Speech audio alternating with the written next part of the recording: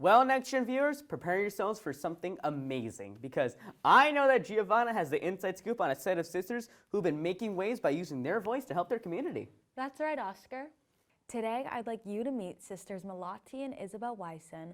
When they were just 12 and 10 years old, they decided that enough was enough. They saw trash nonstop around their beautiful island home near the beaches of Bali in Indonesia. These girls took action and formed Bye Bye Plastic Bags, an initiative focused on getting rid of single-use plastic bags. Let's take a look.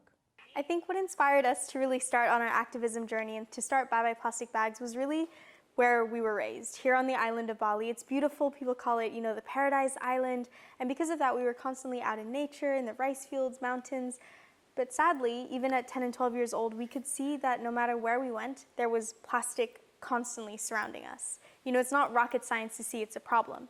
And it's not only a problem here in Bali, in Indonesia, it's a problem globally. And so we thought, what's someone going to do about this? And I think you sometimes forget that you can actually be that someone. These passionate sisters are now household names in their native country and have their sights set on tackling climate change.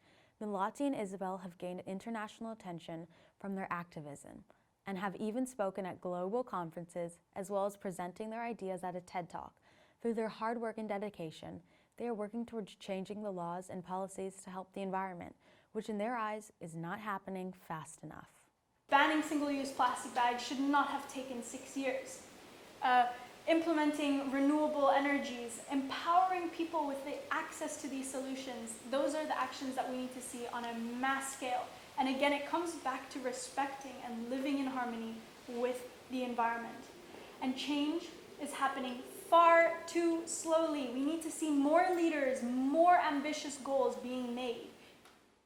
It's hard to believe that the sisters started this journey together 7 years ago, which seems like a long time, but they're still teenagers. Along with their message about living in harmony with the environment, they have an even stronger belief in the power of kids and our ability to speak up for a better future. I'll let Isabel tell you herself. Never let anyone tell you that you're too young to make a difference or you're too young to do anything. You have to wait until you grow up, get your degree, get your diploma, and then you can maybe, if you feel like it, make a difference. You have so much power in you, and we are the living example that kids can do things. Kids can change the world. Because we believe that us kids may only be 25% of the world's population, but we are 100% of the future.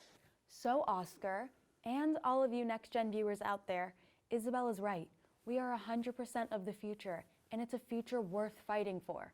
So what will you do to help make a difference? Then maybe you can be a NexGen person to watch.